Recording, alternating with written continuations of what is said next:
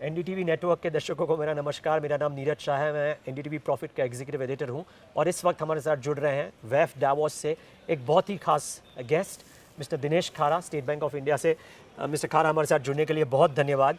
और आपसे ये समझना चाहूँगा, आप यहाँ पे करीब करीब 48 घंटे से हैं। आपने काफ़ी मीटिंग्स करी होंगी, काफ़ी लोगों से बात की होगी। आपको यहाँ पे जो इंडिया कॉन्फिडेंस जो लास्ट वेफ में भी काफ़ी दिख रहा था, इस साल क्या वो और सॉलिडिफाई होता दिख रहा है? Thank you very much. पहले तो सबसे पहले आपको चैनल पर मेरे को आने के लिए। दूसरा मैं ये कहना चाहूँगा कि जो मैंने यहाँ पर जब मीटिंग्स किया है तो उसमें एक चीज़ जो उभर कर आ रही है, अभी तक जो वर्ल्ड बैंक ने देखा है और जो ग्रोथ के नंबर और आंकड़े दिए हैं, उसको देखते हुए पूरे ग्लोब और ये सभी इन्वेस्टर्स का ये मानना है कि इंडिया जो है एक अलग से एक इकोनॉमी है जिसमें कि अपॉर्चुनिटी बहुत अधिक है और ये जो है कंफर्म हो रहा है और रीइंफोर्स हो रहा है। तो ये एक मेरा ये समझना है कि ये एक बहुत ही हम लोगों के लिए बहुत ही हर्ष का विषय है कि भारतवर्ष को अब जो है पूरा ग्लोब एक जो है एक ओएसिस ऑफ ग्रोथ की तरह मान रहा है। हाँ, क्या खाला जी, क्योंकि आपने इकोनॉमिक साइकिल्स काफ़ी देखी होंगी, ग्लोबल लोकल लिंकेजेस भी देखे होंगे, अगर ग्लोबल ग्रोथ थोड़ा स्लो डाउन हो, जो कि एक्सपेक्टेशन है 2024 में, क्या इंडियन ग्रोथ फिर भी स्ट्रॉन्ग रह सकता है?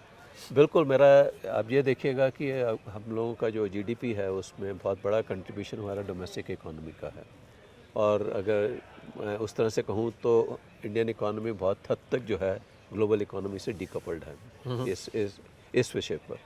तो इसके चलते जो है, और हमने पहले भी देखा है, पिछले गत वर्षों में भी देखा है कि जब कि ग्लोब जो है बहुत स्लो डाउन हो गया था, इंडियन इकोनॉमी बहुत अच्छे से ग्रो किया है उस पीरियड में भी। इसका कारण ये भी है कि रेजिलियंस जो बिल्डअप हुआ है और साथ ही साथ जो इंफ्रास्ट्रक्चर के ऊपर खास फोकस किया गया है और अभी जो नए लीवर्स ऑफ ग्रोथ आ गए हैं जो कि renewable energy, focus on EVs, battery storage. देखिए, ऐसा है कि जहाँ तक इंफ्रास्ट्रक्चर का सवाल है उससे कोर इंडस्ट्री को पूरी ग्रोथ की अपॉर्चुनिटीज़ हैं और साथ ही साथ जो नए लीवर्स ऑफ ग्रोथ हैं उससे और भी अधिक ग्रोथ आएगा।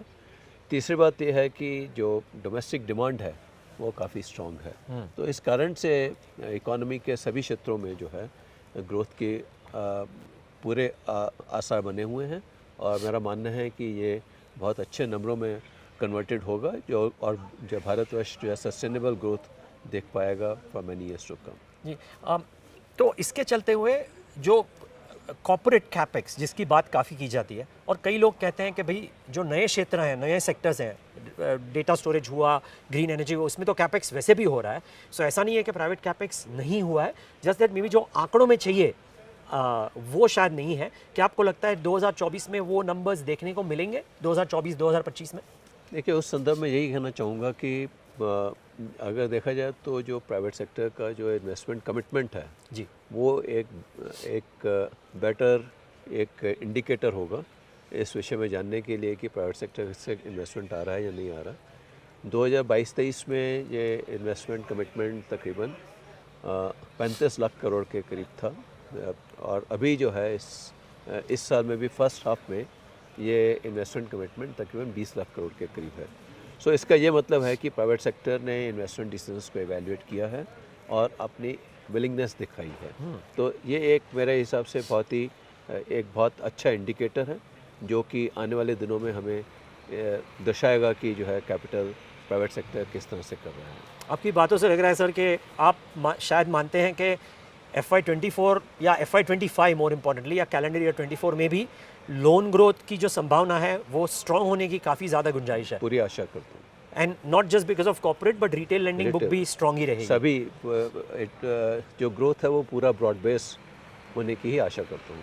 ओके, मेरा आखिरी सवाल सर, और वो ये है कि ये जो क्वालिटी ऑफ ग्रोथ रहेगा, निम्स रहे, NPAs रहे, क्या आपको लगता है कि उसमें भी ये steadiness, not just for SBI, और मैं आपको एक इंडस्ट्री कैप्टन के हिसाब से सोचने की, wear that hat and tell me, कि क्या आपको लगता है कि वो आंकड़े भी ठीक ठाक रहेंगे या उसमें थोड़े इश्यूज़ की संभावना है? देखिए, ऐसा है कि जहाँ तक क्रेडिट रिस्क का सवाल है, जो बैंकिंग सिस्टम ने जो लर्निंग्स हैं वो काफ़ी अच्छे से इनकॉर्पोरेट कर ली हैं अपनी अंडर राइटिंग सिस्टम्स में। तो इस तरह उसके चलते मैं आशा करता हूँ कि जो क्रेडिट क्वालिटी और जो हम लोगों ने जो मतलब बेहतर पैरामीटर्स देखे हैं बैंकिंग सिस्टम के, वो उसी तरह से बने रहेंगे। ओके, दिनेश खारा जी हमारे साथ जुड़ने के लिए बहुत बहुत धन्यवाद and thank you so much and have a wonderful flight back thank you and viewers thanks for tuning in. Thank you.